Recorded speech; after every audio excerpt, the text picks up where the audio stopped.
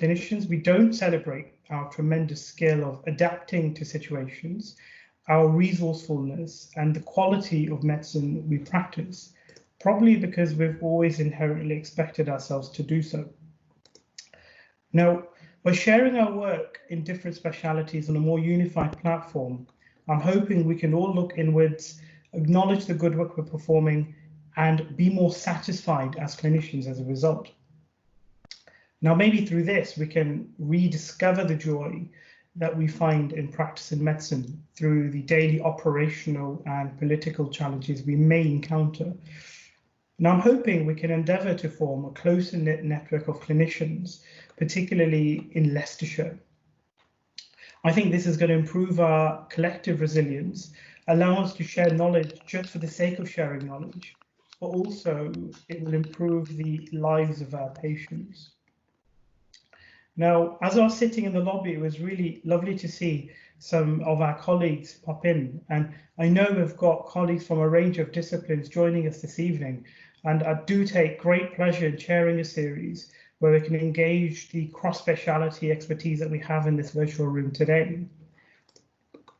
So this is the first of many lectures, and what we're planning on doing is having a monthly webinar, and some of the topics of these webinars are going to be dictated by the audience, and we're quite inclined to give what people really wish to see through these webinars.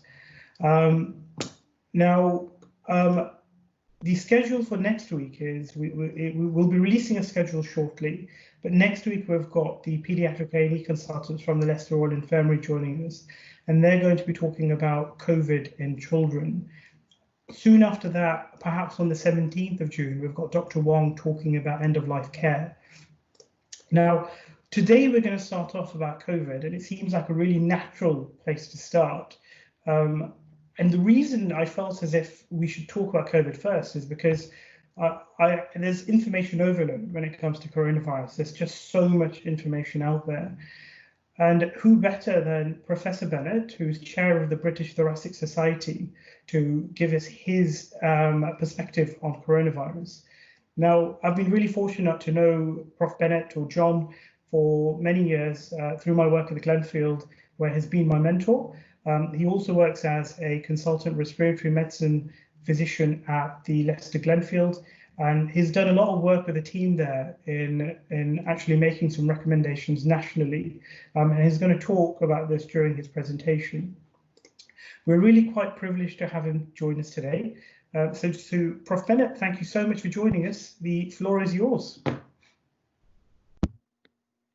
Tariq, thank you. I'm not sure I deserve that. That's I hope that I can make it relevant and interesting for people. So let's crack on, shall we? It's a lovely evening, and I don't want to keep people too long from their virtual refreshments. So if we can have the first slide, please. Oh, that's a bit small for me to be able to see. There we are. That's better. So essentially, we weren't really thinking about COVID in January or February. It was something that was happening elsewhere. In February, maybe we were thinking a little bit about it because nice middle-class people were coming back from their skiing holidays in Italy. And there may have been some COVID being transmitted then, but the nature of COVID was that essentially it was somebody else's problem. In March, it became much more apparent that this was going to be our problem. And just as an overview, there is some evidence or knowledge that COVID actually essentially comes into the body via the ACE2 receptors, which obviously we all think of ACE2 as being related, or ACE inhibitors being related to hypertension and all those sort of aspects, but there are ACE receptors that line the airways. And as you can see from this infographic, essentially the most ACE receptors are in the nose, and hence the rationale for it being transmitted via droplet and possibly aerosol. And on the right hand side, we can see that masks reduce droplet transmission, and that N55 or PP3 masks reduce aerosol transmission. So essentially, we've got a nasal transmission, nasopharyngeal transmission, hence the reason all the swabs are doing nasopharyngeal swabbing. So if I can have the next slide, please. So I thought I'd give you a little bit of an update of where we are in Leicester hospitals. And I suppose we were hoping that the numbers were going down. So we peaked at about 250 just over a month ago, and we got down to 120, 130 3 weeks ago. But as you can see, we've now got 162. And when I was going through the numbers, what struck me, and I hope you can agree that it is quite striking, is that over half of the patients that we've got with SARS-CoV-2 COVID are over the age of 70. And why should this be, given the fact that all people over the age of 70 in theory have been shielded, i.e. they haven't been out of the house or had contact with other people for 8 or 9 weeks. Maybe if you're Dominic Cummings' parents, you may have had some contact, but for most people that's not the case. So it does beg the question, which we're all aware of from the national media, that is this a care home phenomenon? Is it carers going into homes, professional carers going into homes, asymptomatic or mildly symptomatic? And obviously the question of hospital cross-infection. Next slide, please. This is a busy slide, but essentially this is the infographic that we've been using at Glenfield for the last 2.5 months. So at the top on the left, what we've got is a little graph which shows us the timeline in terms of what to expect with the different stages of the disease that we've been witnessing. This is in predominantly younger people without significant comorbidities, and you will all be aware of the symptoms that are widely talked about and published on various channels, including gov.uk. However, the first few days aren't the most worrying. It's after day 5 going up to day 10 where we're seeing cohorts of people coming in being significantly unwell. And these are the symptoms, as you can see further down, that we're using, and some of the markers that we're also using to try and assess severity. So that's the left-hand side of that infographic. We also have got the at-risk aspects of it, which you'll all be aware of as well. So increasing age, unfortunately for me, male gender, weight comes into it, hypertension, diabetes, and obviously chronic heart and chronic lung diseases.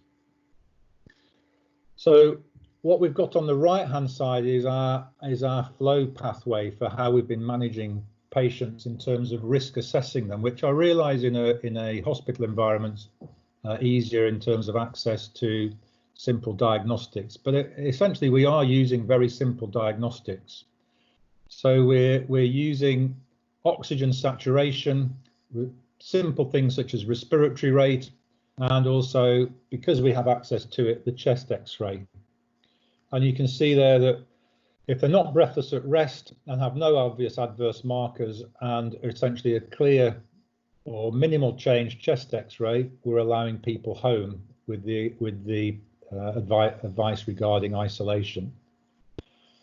As you can see from the right hand side of the flow diagram, that if they are hypoxemic and have some markers and they require oxygen, then we're at least keeping people in for a minimum of 24 hours to see how they do.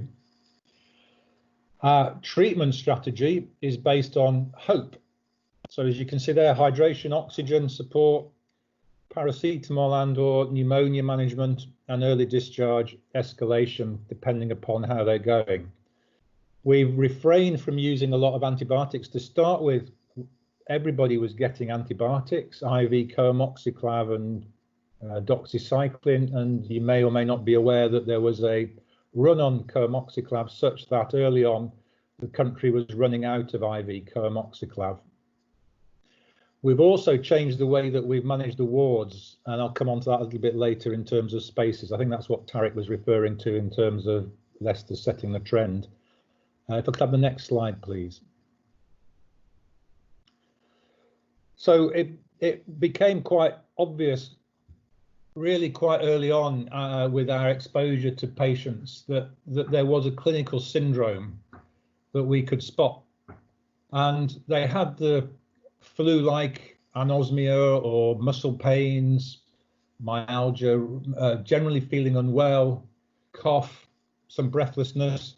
One of the most striking things, and I think you may be familiar with this, and I think this is also what Boris Johnson had, is that there's this disproportionate hypoxemia for symptoms. So there's almost the happy hypoxemic. People tell you they don't feel too bad, but actually when you do their oxygen saturations, they're pretty scary for somebody of that age, suggesting that they're starting to crash and burn. They have varying degrees of chest X-ray changes, and they usually have a lymphopenia and eosinopenia on full blood count. What we need to be aware of is that this cohort of patients may not test positive. So although, as you'll be aware, all the numbers that we're reporting say X number of deaths due to COVID or X number of tests positive, we also have this cohort of people whereby they don't actually have a positive test, but they have COVID. And if you think back to one of the first graphics in terms of where the virus might be, is the virus is essentially migrated from the nasopharynx down into the lungs, into the alveoli. Next slide, please.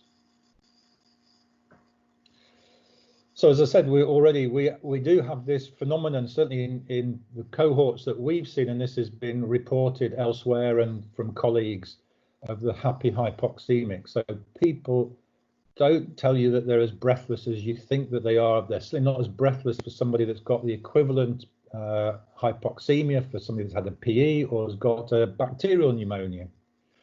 We found that using the stethoscope has been completely unhelpful pretty much in these patients, and just risks cross-contamination and contaminating, and obviously further contact from a healthcare worker concept. They've either got crackles to varying degrees. There's very little airways disease that we're seeing in people with asthma and COPD. It essentially seems to go straight to the alveoli.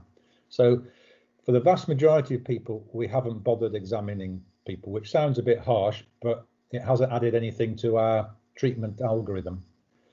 You'll be aware also that patients can deteriorate quite quickly. So some of our patients that we observe have a couple of deteriorating markers, but their oxygen requirements don't change. And then within a few hours, they go from 24% to possible CPAP to being intubated. So one has to be aware of this, certainly from our perspective, and obviously from yourselves, is just be aware that some people with the happy hypoxemic tally is that they seem to be doing all right, but they can crash and burn quite quickly. And it's very difficult to identify specific markers to be able to help you in the community with respect to that. Certainly from us, we have deteriorating eosinophil count or worsening lymphopenia, raised worsening D-dimer or worsening CRP. Next slide, please.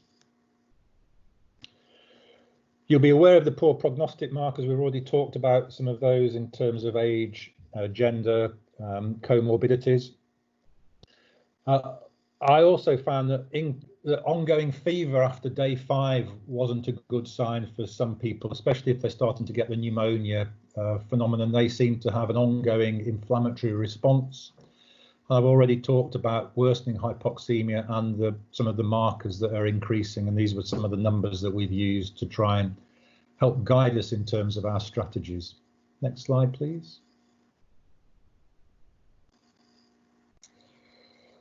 So to start with, we were all aware that COVID seemed to be essentially it's a SARS phenomenon, so respiratory disease, so causing a pneumonia phenomenon, but it became apparent relatively quickly that this wasn't the case, and certainly in sicker patients, one that has to view it as a multi-system disorder. And so what I've got listed there are the other systems which are commonly involved in these sicker cohorts. And I hope you can agree that 50% requiring inotropes is significant, and 20 to 30% requiring renal replacement therapy is significant. At the peak of the There's also, you'll be aware that a higher incidence of arterial and venous thromboembolic disease, both systemic and pulmonary. And the rationale or the evidence why that's occurring, we don't quite know, but that may be a factor in terms of deterioration, in terms of their pulmonary vascular disease, but also in terms of their acute kidney injury.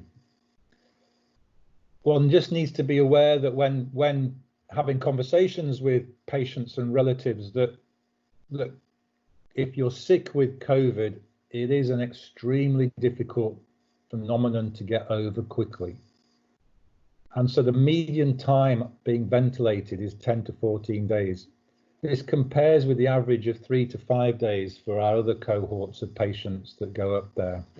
And there's a 50% mortality rate, even in this selected fitter population. So I'm not sure that it was necessarily fair at times for the media or the public to be saying that people were being highly selective. Next slide, please. Because ITU is a disease in itself, and being on ITU ventilated with inotropes and renal replacement therapy is associated with significant ongoing comorbidity in terms of neuromuscular problems and obviously just survival. We're now obviously getting an older cohort.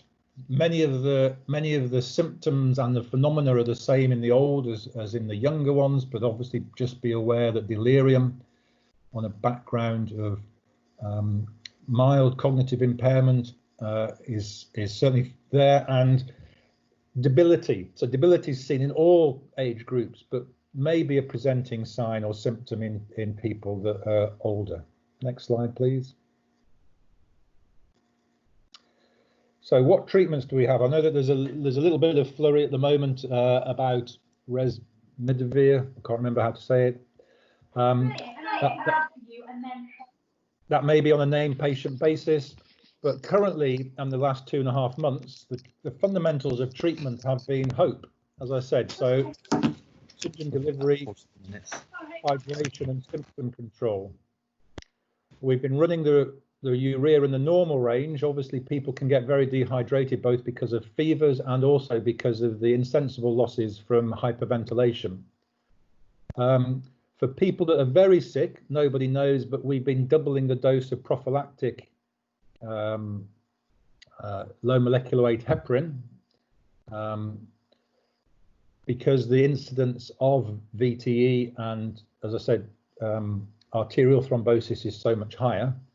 We know that antibiotics have a limited role. We have been obviously prescribing antibiotics to people as they've not improved in case there's a risk, so that we don't miss secondary bacterial infections. And as I said, the stethoscope adds little to the assessment process.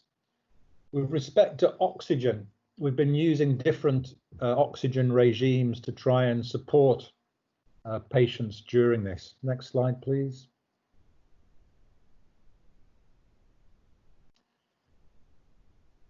So with the oxygen, we've been having to think about things because there's been times when we've been close to running out of oxygen in several hospitals, including in the Leicester hospitals. If I just go through some of the specific points, as I said earlier, critical care is not a benign therapy, and so the survivors have potential to suffer from ongoing problems, and we are going to be seeing this on an ongoing basis. As I said, 14 days on a ventilator with inotropes and renal replacement therapy is hard work. And so the patients have been fitter. We have been selecting a fitter cohort. And we've been having to make crucial decisions regarding ceilings of care at the start of the patient's hospital admission for those that we recognise have COVID. And we've been using clinical frailty scores and WHO performance scores along with clinical judgment. And that obviously comes in with advanced care planning. If the outcome of the initial assessment is that the patient's not for escalation to critical care, we have been prescribing anticipatory medicines at the start because people, as I said, can deteriorate very quickly. The symptoms of breathlessness, even though I've talked about the happy hypoxemic, at some point do become distressing. And what we haven't been wanting to have is people accepting that they're ill but not going to go to ITU, deteriorating at say 10 o'clock in the evening and being critically unwell 6 o'clock in the morning, but not having any medicines to try and ease the distress and the suffering that they're going through. So we've been writing anticipatory medicines early. Next slide, please. So what have we done about oxygen? As I said, we were very close at the peak, and certainly other hospitals were the same, to running out of oxygen supply. And this isn't to do with the amount of oxygen that was available in our liquid oxygen storage system. British Oxygen or whoever was our supplier were able to supply enough liquid oxygen. It was the fact that the flow through the piping available to all the wards was critically close to being overwhelmed. So what have we done? We accepted that the normal range for oxygen levels, i.e. 94% and above, were probably slightly high for what we needed. So we went down to 92 to 96, and in some centres we went down to 90 to 94%. We've used various systems called continuous positive airway pressure, and we've used that both as a ceiling of treatment, but also as an opportunity to enable people to survive a little bit longer whilst ITU were preparing beds. We stopped various elective activity, and at the peak, ITU at Glenfield had, I think it was maybe 40 patients where they're kitted out for 15, and they had nearly 20 patients on ECMO when their maximum is usually 6 or 7. We've been using conscious proning of patients, so asking people to lie on their stomach. There's various physiological factors for this. It's something done on ITU. We've been trying to do it in conscious patients. Nobody knows whether this works or not, but it's again a strategy that we've been trying. Next slide, please. So one of the things that struck us quite early on was that COVID is a highly infectious disease. We're all worried about that. And there's a lot of news about healthcare workers across the world, not just in the UK. And obviously, for us, we don't want to become ill with it. We don't want to have other people becoming ill with it. And what struck us quite early on is that the old ways of running wards and admissions units, whereby the healthcare worker or the housekeeper went in to take the menu and then deliver the food or deliver a drink, followed by a nurse doing a drug round, followed by an HCA making a bed, followed by the physio doing something, followed by the pharmacist doing something, followed by the medical team going in as a whole on the ward round to do things. Each of those was a potential staff exposure and also use of PPE. And again, PPE has been very much in the news. I know that primary care has especially been suffering, but we were also suffering in terms of each day or each week we had no idea what PPE would be available on the ward. So we devised this system called spaces, so sharing patient assessments cuts exposure for staff. So essentially I would go in to make a clinical assessment, I would do the observations, I would take in any food that was scheduled, I'd ask their drinks order, I would get the drinks sort of handed to me to give to them, and various things like that, so that we were trying to minimize the number of contacts whilst maximizing the patient outcomes and the actual patient contact itself. So that was approved by the British Thoracic Society and the Royal College of Nursing and the Royal College of Physicians. So that's been rolled out across the country. We estimated that we reduced our PPE usage down to 25% of what we were using prior to introducing spaces. Next slide, please. So this is just a couple of X-rays. I can't really point to them, but essentially the X-rays look busy, and classically COVID is associated with bilateral changes and peripheral and basal, and to varying degrees, but it can be unilateral. But essentially it doesn't tend to be a good going lobar pneumonia, and it's very much on the syndrome which I described at the start. A prodrome followed by cough, ongoing breathlessness, fevers, and hypoxemia. Next slide, please. So as I said, it's peripheral, bilateral, and predominantly basal. The CT scans, which I hope you can see there, just show again that there's some ground glass changes, which sometimes are also associated with more dense consolidation. The more severe, the more extensive, the more dense the changes are. It's just the nature of the beast. We've been trying to avoid using CT for the vast majority of patients, and if we are using CT, it's often to do with a CTPA to see whether the part of the deterioration may be associated with a pulmonary embolus. Next slide, please. So this has been again our strategy in terms of escalation. So we've been hoping that the vast majority of people have been green, so their respiratory rates are not too bad, and their oxygen levels aren't too bad, and therefore we've been supplementing them with what we would now think of low dose oxygen, i.e. less than 40%. That wouldn't have been the case prior to COVID. All these people would have been certainly amber or red prior to COVID. It just shows what a change 3 months does in terms of having a completely new disease.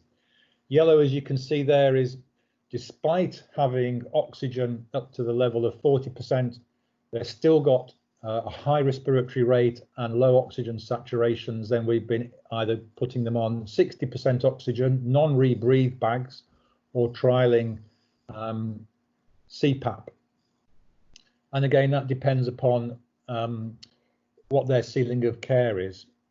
And for these people, we've had good relationships with ITU, who come down on a regular basis to review our patients, so that we can intervene early, because they've essentially had a roving crash intubation team. They haven't been taking people up to ITU to intubate. They've actually been intubating in a more controlled environment with a team on the ward or essentially in the side rooms of our patients. And as you can see, red is extremely worrying, and red would have been double red previously, but that's how we've had to change our way of coping with these patients and managing them. Next slide, please.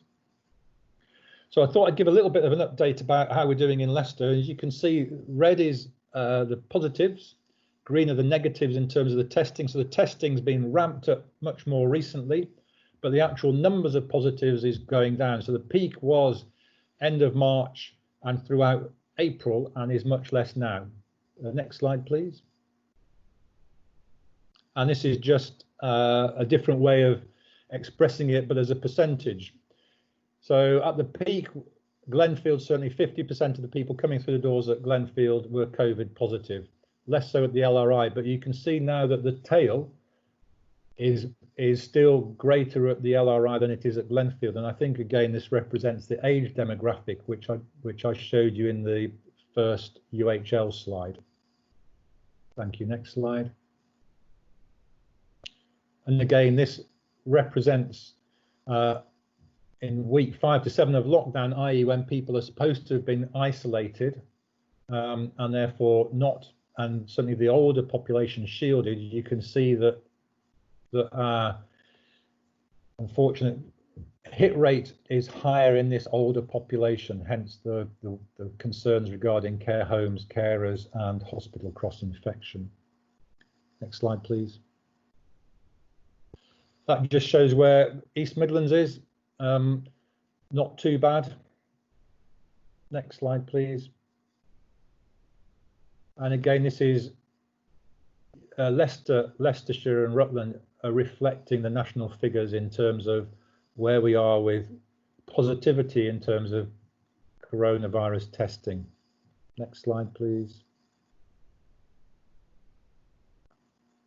And again, I suppose the most stark thing is the hospital admissions is going up much more in terms of this.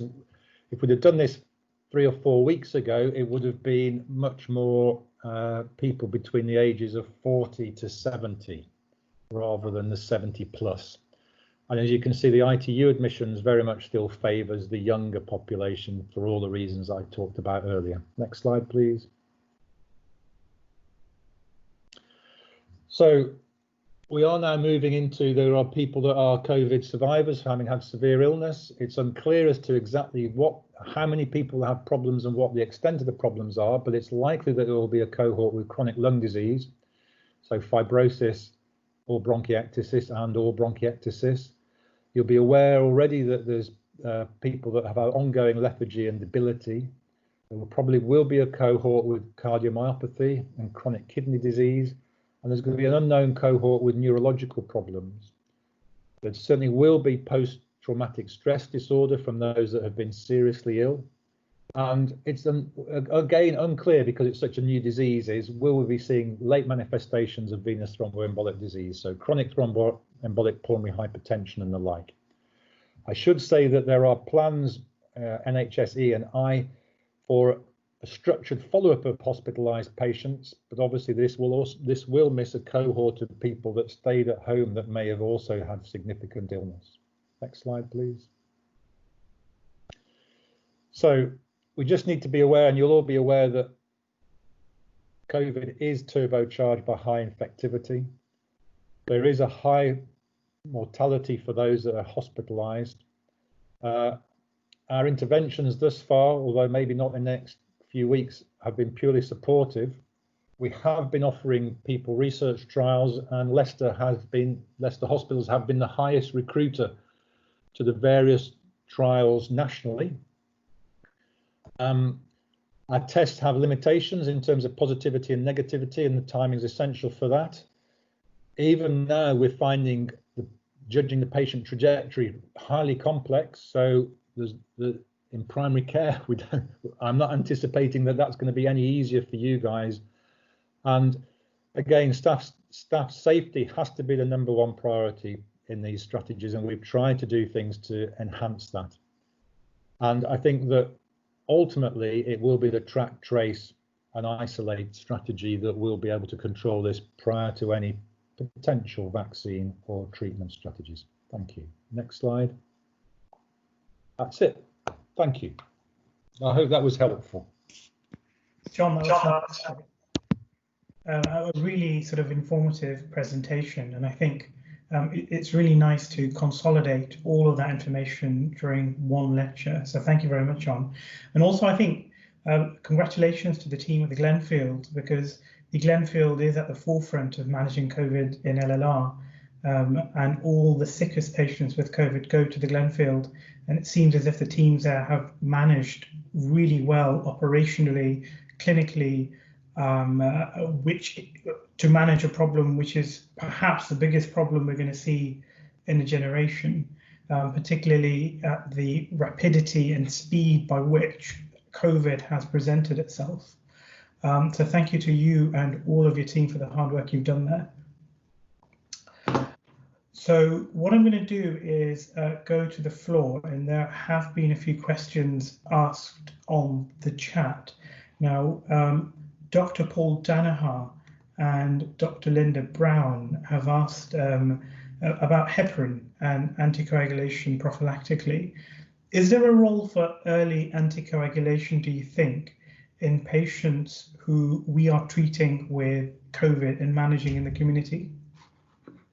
So the short answer is nobody knows. So it does depend to a degree on the severity of the illness. But certainly for those that might be in care homes or have other comorbidities, then it would seem a reasonable thing to do, given the fact that there is definitely a coagulopathy associated with COVID.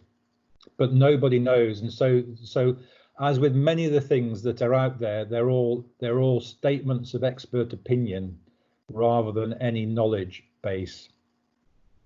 So I suspect we're going to have to make individual clinical judgments to assess the thrombotic risk of our community patients and consider prophylactic anticoagulation in some patients. So I suspect this at the moment isn't going to be guideline driven until there is enough data to support those guidelines being published.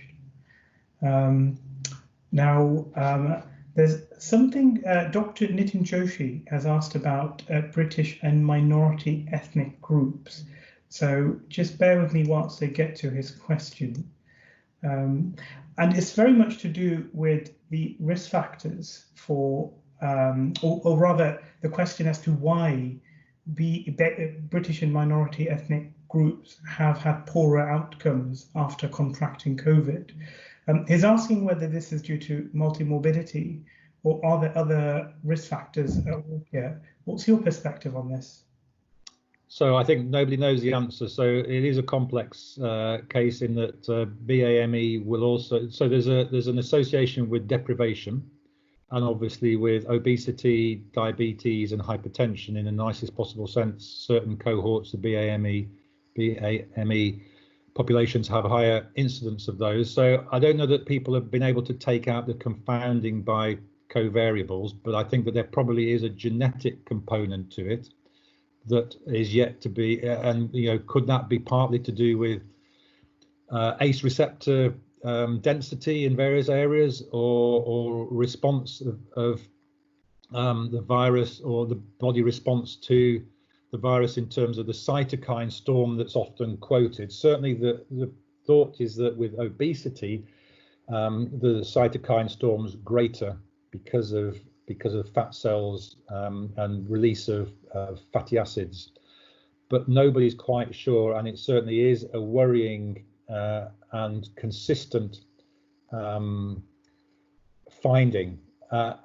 When I was, it's all anecdote, isn't it? But when I was talking to the ITU guys at different times, they were saying that many of the people, a BMI of above 30 was very common on ITU locally. Thanks, John. So related to that, you mentioned obesity as a risk factor. Now it seems as if obesity very much is a risk factor. We didn't see it on the UHL flowchart when you risk stratify the patients coming in. Is there any obvious reason for that?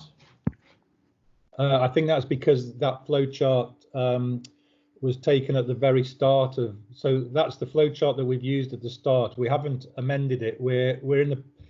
So if I come back to your first point, I am very grateful to the rest of the team, because the respiratory team have done fantastic work, and as I say, we're the highest recruiting centre in the country, and various other people have taken on several roles in terms of these things, and we're at the moment trying to work out a stratification score for things led by Pranab Halder.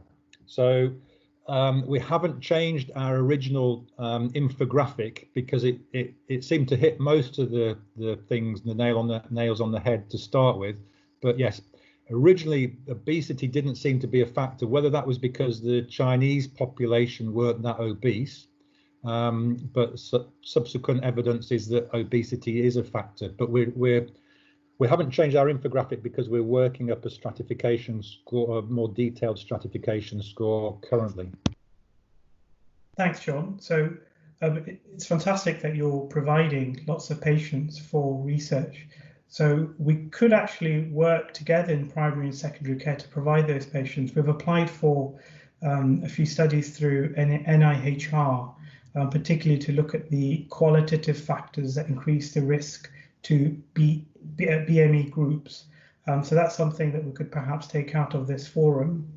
In terms of a few other questions that have come up, John, you mentioned the happy hypoxic patient, and often the happy hypoxic patient doesn't feel unwell within themselves. Away from a hypoxemia that you can measure using a saturation probe, do they show any signs of respiratory distress at all? So they will be breathless, but for the level of breathlessness, so they will say that they're breathless when they're doing things, but they will often sit there saying that they're not too bad. And for the level, I suppose the difficulty is for the level of hypoxemia, if you see that in other conditions, so as I said, PE or a bacterial pneumonia, they are crashing and burning in those conditions and will be panting away and tell you that they feel really distressed, whereas these people seem to be able to tolerate this degree of hypoxemia. We don't know why that is at all, but it's just a fact. I had people on 60% who told me they didn't feel too bad. But if they did anything, they felt bad. But if they were just sitting there, they just felt lousy, but not necessarily overwhelmingly breathless. If I had anybody else on 60% due to an acute event, that's my age, say, otherwise well, that comes in and is requiring 60%, I know that I would be crashing and burning. They just seem to be able to tolerate it. We don't know why. Thanks, John. There's also talk about vitamin D, and I think we might have heard quite a bit about vitamin D deficiency and how it might be implicated. Is there enough evidence to support the use of vitamin D in patients with COVID or before they even contract COVID, particularly to at-risk groups, particularly because it's a low-risk intervention? Great point, and nobody knows the answer, and I don't know that it's one of the trial arms. Obviously, you can't sort of, without doing a population-based study, you can't do the prophylactic evidence. And I suppose with the vitamin D supplementation on the ward, there's so many other variables. So it's a very good point. There is some anecdotal evidence, but obviously the anecdotes over the course of the 4 months have included hydroxychloroquine, chloroquine, etc., etc. So we are overwhelmed with people wanting to do things. And I think certainly from a hospital context, we had lots of debates early on with people desperately wanting to do something because the only thing that we could do was supportive. And therefore people were saying, well, why don't we give them steroids? Why don't we do this? Because I heard that somewhere in Spain or somewhere in Italy did this and they reported a good outcome. There's so much case series of 20 patients that we did X in that show this. I've already reviewed in the last 5 days 4 case series of CPAP and or proning, of which the maximum number of patients is 40 in a single series. So I think it's a very good question to which I don't know the answer, but there's certainly nothing wrong with having people that are low in vitamin D having supplementation to get their vitamin D levels right. And I suppose the vast majority of people are borderline low in vitamin D. Thanks, John. So sometimes it can be quite difficult to know when to refer to admit patients. And Prof. Lakhani is asking when we should really consider referral into secondary care, because he's noticed 2 types of patterns in patients. So deterioration in breathlessness around day 7 to 10, but saturations, as you say, are okay. And he's also come across patients who are fared well with community management, but then become worse away from that typical peak after 3 to 4 weeks. So I suppose it's a very individualized way of delivering treatment, and I suppose it's individual clinical judgment which determines when we should admit. But is there anything that you've seen which is striking, whereby you feel we should be admitting patients to secondary care, perhaps even sooner? No, so the ones that we predominantly see are the days 6 to 10 that have desperately tried to stay at home with their symptoms and then come in and obviously are breathless and unwell, breathless on exertion. And I think that's perfectly reasonable. I haven't personally seen very many of the 3 to 4 weekers, and certainly there's a cohort that have ongoing debility, but I'm not sure that we're seeing a second wave, certainly, of cardiorespiratory problems at that point. Whether that's a different generational cohort in terms of the demographic, I don't know. I haven't seen that. And our experience is predominantly with the sort of younger, less comorbid age group, because obviously Richard Wong would be able to tell you about what their experience is from seeing the older cohort. So I can't really answer. It's a really difficult one because we struggle. We've sent people home because they've appeared stable that have come back in 24 or 48 hours later crashing and burning. And obviously we've sent other people home that have stayed at home. It's really difficult because 6 months ago we didn't know anything about this and we're still learning as we go along. Thanks, John. So hopefully we're going to have Dr. Richard Wong presenting in a few weeks' time. His input really into primary care is valuable at the moment because he's working quite closely with us, particularly to deliver care plans for our frail and elderly patients. Have you seen many frail and elderly patients get to you on CDU at Glenfield?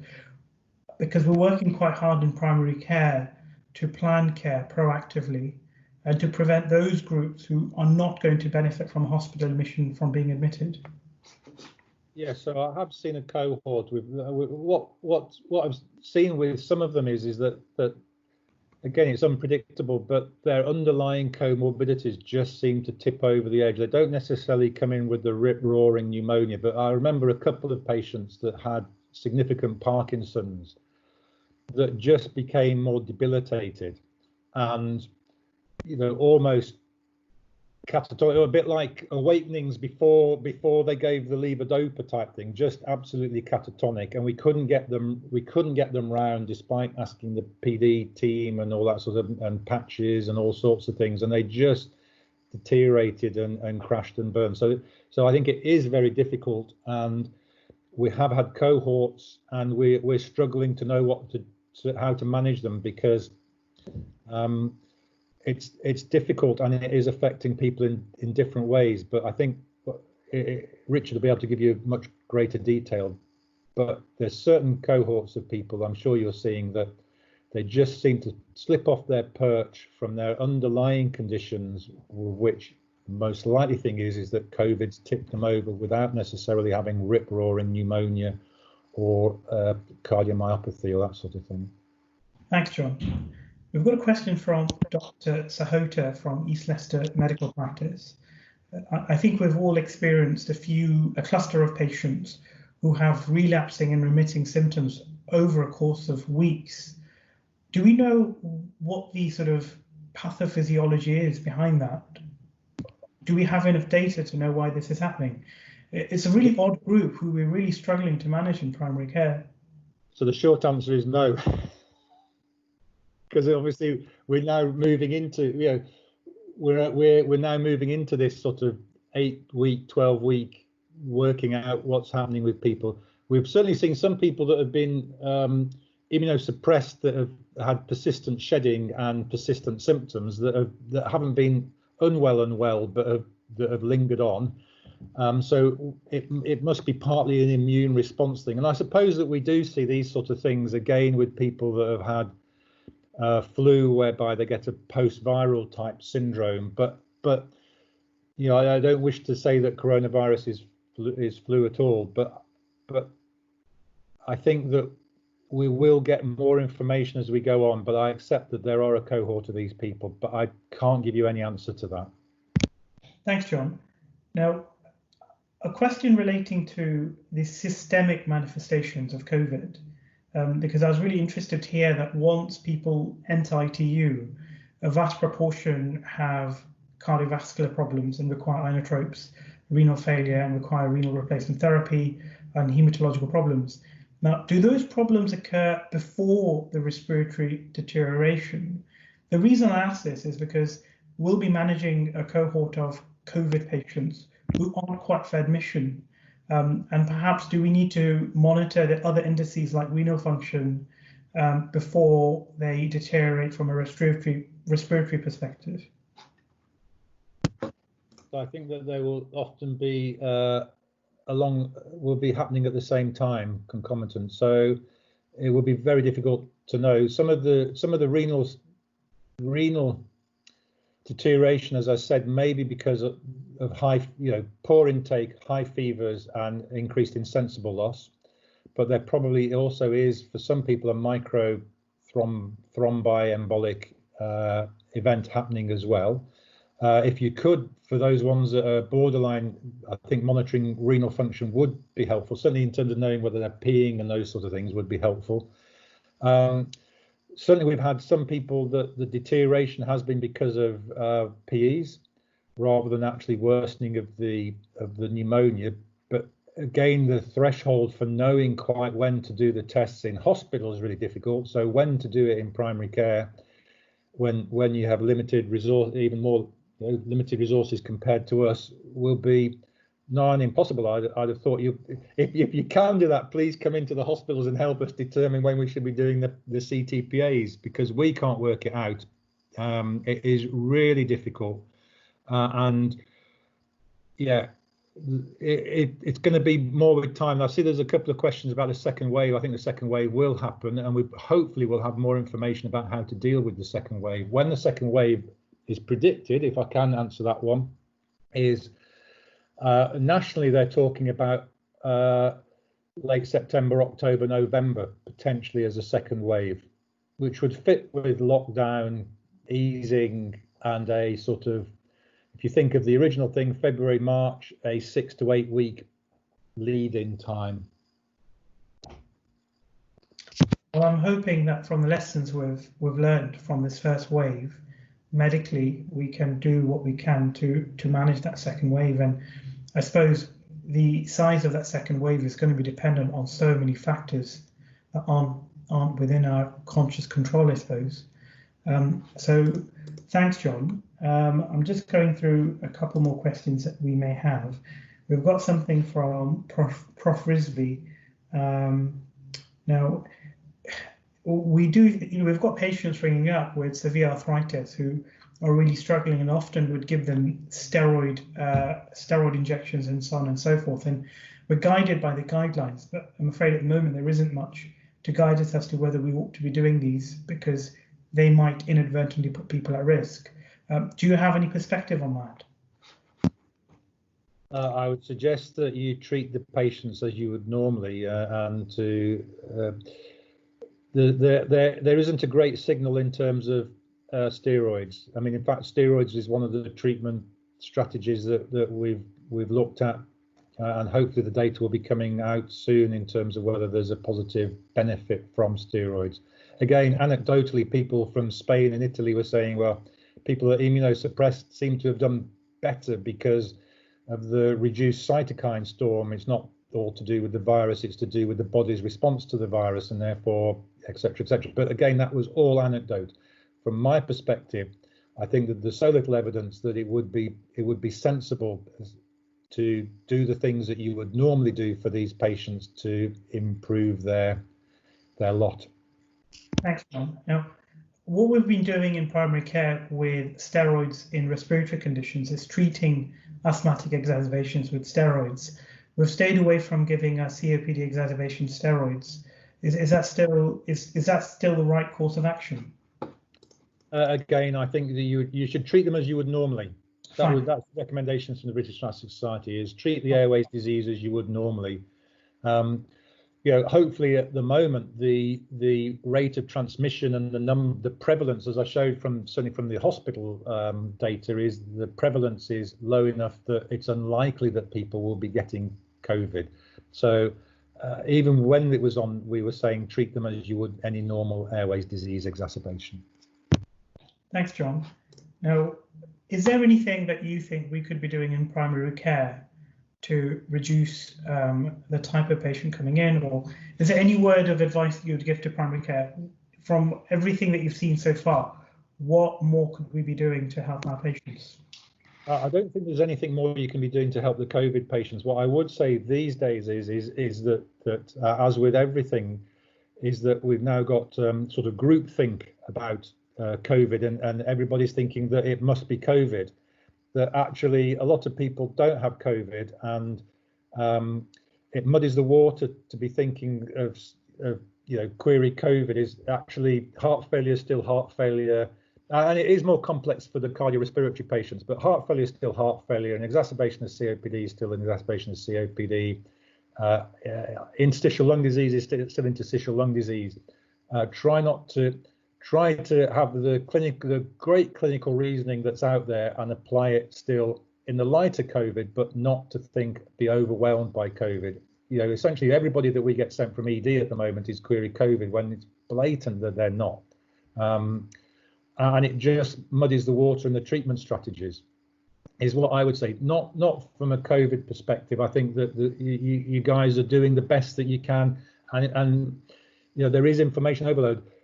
I said at one point, I'm getting 1,000 emails a week, of which, from all sorts of people. There is just so much information coming in that it's really difficult to keep a handle on. But just to be aware that life goes on without COVID and illnesses go on without COVID, and just to be aware of that. Yeah, absolutely, John. And I do think that's a really valid point. And I think a public health message needs to go out to that degree, because I've noticed by looking at our mortality data across the group that we're finding a few more unexpected deaths for patients who perhaps would have presented to the doctors earlier. We won't know the cause of those deaths until we have post-mortems, but it will be really interesting to see what the cause of deaths are in this group of patients. Now, I think we've battered you.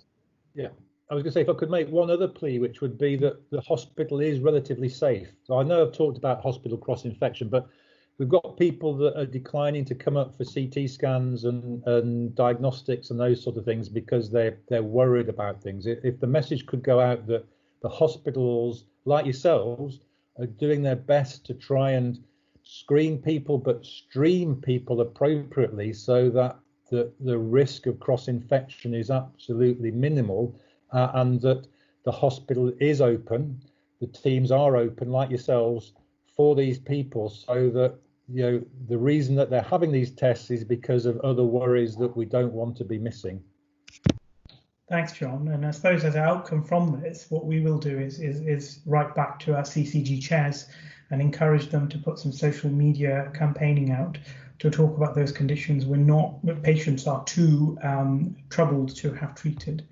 Now, I think I'm going to adjourn this meeting, and I'm going to leave one last question for you, John, before we do. How do you think this is going to change secondary care? In primary care, certainly, I think this is going to change the landscape of healthcare in many ways, and in many ways it's going to be positive. We can see inefficiencies within our system, certainly in primary care. We'll be using digital and telephone processes more readily. What sort of things do you see changing in secondary care? Similarly, well, to start with, we're going to be stuffed doing lots of lung function tests routinely, so we're going to have to work that out. But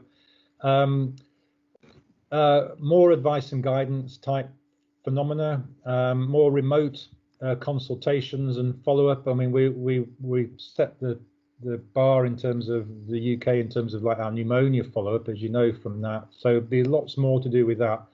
But obviously, as you all know, at times you can't beat a face-to-face consultation, and certainly I've got an interesting anecdote that Ruth Green, one of my colleagues, was doing a telephone consultation, and she heard something in the background, and I can't remember, but anyway, there was whistling in the background. And she said, "Oh, who's whistling?" And she said, "Oh, it's a parrot." So she already then got the diagnosis of bird fancier's lung via the whistling parrot, which she may not have got from a face-to-face consultation. But for a cohort of people, you still will not be able to beat the nuances and subtleties of the clinical signs that experience that you pick up from a face-to-face consultation via a video consultation or via a telephone consultation. But I think it will ramp up the digitization and the sharing. So, ideally, anything that we put down should be in your system 1 or equivalent documentation. All those sort of things. An integrated system would be the way to go, and I think that hopefully it will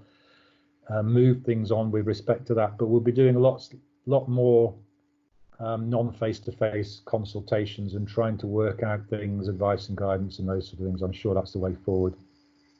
Thanks, John. I think we are immensely privileged to have your expertise on this forum this evening, and also privileged in Leicestershire to have a team like yourselves at the Glenfield. I have the privilege of working with you on a week-to-week basis, and I myself through that. And I think a lot of our audience have learned quite a lot from today's webinar. And we may invite you back again if there is any additional information to share, and I'm sure there will be. That information and research is ever progressive. So thank you, John, and thank you to the team at the Glenfield on behalf of all of us. Thank you. I'd like to thank all the people that have given up their Wednesday evening to hear me ramble on. So I hope it was of some benefit to those that dialed in. So thank you for your time. Thanks, John. Cheers. So that concludes the lecture for this evening. Next week, we have got a group of pediatric A&E consultants joining us to talk about COVID presentations in children and the things that they are seeing as a result of parents not bringing their children in for non-COVID related issues. So I think that will be a really interesting webinar. Thank you so much for joining us. I'm going to leave you with a link that we've just posted on the chat. And it was Professor Prasad who shared this earlier, and it was talking about heroism in the NHS. And I think it's a very valid article for all of us to read. I think everyone can go on their individual journeys and reflect on the article themselves. So enjoy the rest of your evening. Thank you so much for joining us. And if there's any feedback that you want to give as a result of this webinar, then please give it. We are really quite keen to improve this process as best possible. Thank you so much. Bye-bye.